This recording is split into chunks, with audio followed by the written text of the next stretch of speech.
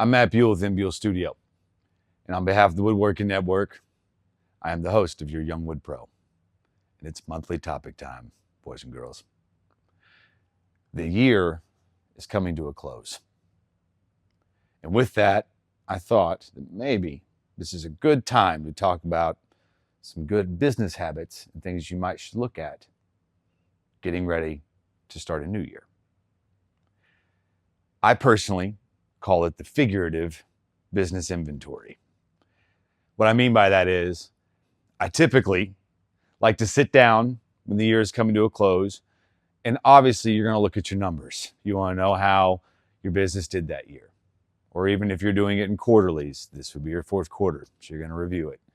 That is the obvious stuff. That's the literal version. The figurative version is doing an inventory on how your business did in the last year regarding other aspects.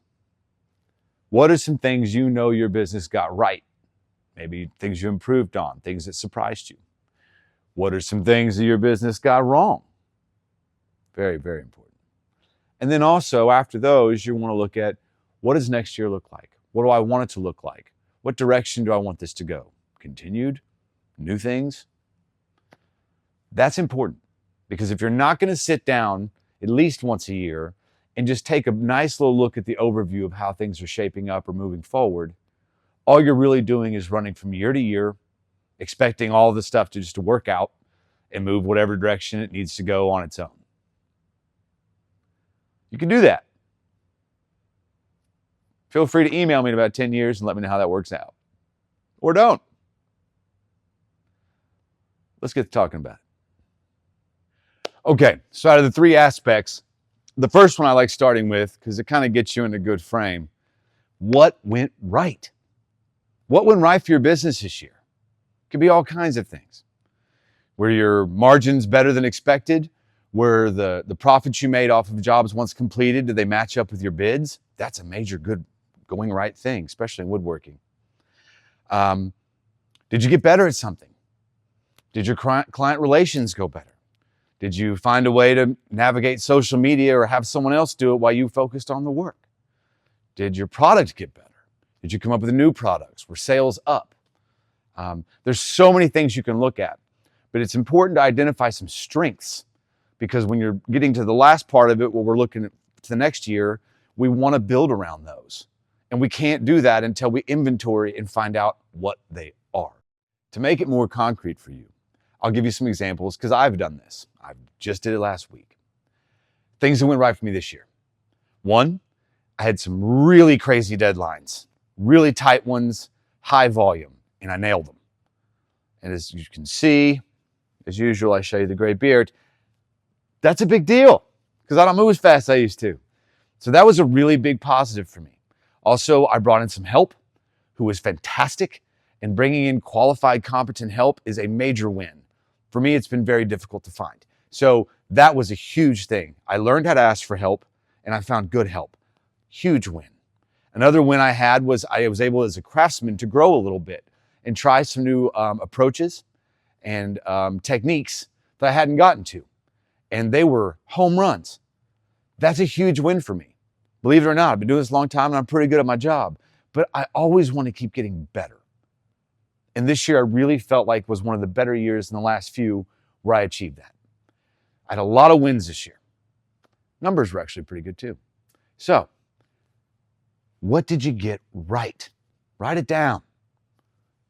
Okay, now let's talk. What did you get wrong this year? Now I know no one likes to look at themselves, look in the mirror and look at things that aren't so good. But this is my favorite part. Of all three aspects I'm talking about, this is my favorite one because experience has told me this is where the good stuff is. This is where the growth is. This is where the challenges are. And I like challenges because I know how that goes. When I meet a challenge, I get better all the way around. So what'd you get wrong this year? What'd you learn about it? Well, it could be a lot of things. Like, did you have problems with clients this year? Did you have problems with contracts this year?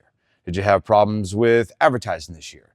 Did you have some issues in the shop where maybe you were required to do some stuff where maybe your skill set wasn't quite there yet? What'd you get wrong? You got to ask this question. It's the big one. It's easy to talk about what we get right. And you're not beating yourself up. You're doing an inventory. Where could I have been better? Where could my shop have been better? Did I have some equipment issues that I need to address? Like equipment that maybe wasn't running right, that was costing me time and money. Do I have some equipment needs where I need to upgrade? Those are things that are really relevant. You need to look at. Was I understaffed, overstaffed? Look at it. So I'll give you examples of my own. I had some learning experiences this year, as I do every year. I personally, where I got it wrong this year the most, was I gave away way too much of my time for free. It's hard doing this business. I did a lot of sketches for clients without a contract in place, which isn't uncommon. You have to at least come to some agreement on what you're going to build before you contract it. But I've got to come up with a better way to insulate that time and ensure that I'm getting paid for that as well, because sketching stuff up takes my time. It's not free. I also agreed to way too many things that required me to give away my time for free out of just good nature. And all it really did was take me out of shop and keep me from making money and missed opportunities financially and time away from my family. That's what this is all for, isn't it? I've had to really look at that. It was glaringly obvious about halfway through the year, but by, I'd say, October, I really couldn't ignore it. I also was spending way too much time on my phone with clients, texting and emailing, answering questions. I also took too many emails and calls from woodworkers. I care, but I spent way too much time collectively helping everybody else with their woodworking problems, and it took me away from making my own money. I'm gonna have to find better boundaries. That's where I've got to get better. And I look forward to it. Really do. I love the opportunity to improve at something. Gives me something to keep striving for. It's an important lesson I've learned. If you don't take your time and being paid for it seriously, you're setting a tone for other people to not do so as well. And you're telling them it's okay. And eventually they will just expect it of you. So that's one of the places I was not really good this year. Other aspects of my work where I can be better this year, learning to integrate help in a way that is more efficient.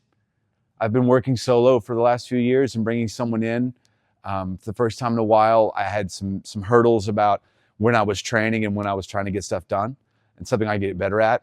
And to me, that's a leadership problem. That's on me. You know, I can't ever be upset with somebody who's learning a machine or something. If they fail there, that's on me as a leader. So you've got to look at this stuff. It's really important because this is where the growth is. Gonna have to trust me on this one. So next year can't come soon enough, right? After my last topic of this video, the kind of doom and gloom, where did I get it wrong? I'm sure you're really looking forward to next year, huh? Here's the thing. So now that you've kind of been able to look at where you got it right and some places where you got it wrong and need to improve, this is where planning out and coming up with some direction for next year and goals is the best. Because you've identified some strengths, maybe some you already knew, maybe some you didn't. Unexpected strengths are a wonderful gift. And then also some areas where you need some improvement. So why I like building off of those into my plan for the next year is it allows me to set myself up for success and control my liabilities better. And what I mean by that is I'm going to take those areas of strength that I've identified and I'm going to incorporate my plan and kind of intertwine those, right? So let's say I got a lot better at marketing and I got a lot better at client relations. Well, okay, now I know that that's more of a strong suit. I want to use that to my advantage next year, and I'm going to start taking a product and pushing it in that direction because I know I've grown that, right? Or I got a lot better at a certain style of approaching in woodworking. Let's say Japanese joinery, for instance. Let's say I got a lot better at that. Well, okay, that means I'm better at it, which means it looks good. I'm doing it at a master level. I'm faster. Okay, faster means more profitable, or Japanese joinery, maybe. So I'm going to incorporate that. I'm going to lean into my strengths and really tailor my plan to that because I know that's setting me up for success. Now, it doesn't mean you shouldn't come up with some plans and some goals that might even be a little bold and lofty, because why not? This line of work is not for the timid. So yeah, shoot high. But when you're shooting high, the most important thing in those plans is as you're conducting them and carrying them out throughout the next year, be flexible. Flexibility is important because sometimes plans don't always go as you want, but it doesn't mean we bail. It just means sometimes the river tells us where the bend is, not our will. Regarding making my plan and thinking about areas where I need improvement, this is also a great advantage. I know where my liabilities are. So what it does is in my plan, it allows me to try and find a way to improve on them, get help with them, or because I know them going into this plan, I am less exposed there and I have a little more control over when that comes up, how to handle it because I'm already hedging for that to be there. So I can preemptively look at what are the right ways to handle this situation and almost kind of keep a to-go list in my head of the check down things I need to do better when it comes up. So it's really important. You got to find out where you are and where you're standing before you can find out where you're walking forward. So look at your plan. What do you want your business to do? Do you want to keep growing on the same rate you're at because maybe it was really good and you're happy with it? Do you want to expand into maybe designing a product, one specific one, and marketing it? Are there certain types of woodworking that you haven't had a chance to get to that you want to add to your repertoire? What is it you want? Big question. It's always the question that makes people get real quiet. What do you want? Well, the next year is wide open. I encourage you to think about what do you want it to look like? And then get it on paper. Use your strengths, use your weaknesses, and plan accordingly. Pretty heavy stuff for you young wood pros. I know. When I was younger, I didn't want to think about this stuff either. But my experience tells me this is information that could be useful to you. So I really encourage you to take it seriously and sit down and go over the things we've talked about. Only you really know which questions you need to ask yourself and what areas you really need to look at. Running a business, it's more than just woodworking, right? I mean, there's woodworking, obviously, but there's client relations, there's managing your books, there's managing employees potentially, there is material and supply, there is machinery, there's a lot of stuff you have to oversee. And the only way to get a decent grip on where things are in good hold and where things are slipping away is to look at it, okay? Success is often determined by good planning and execution and being able to filter out the rest of the noise. If you don't believe me, go read about Steve Jobs. He was amazing at having an executed plan he needed to get done, and everything else was noise.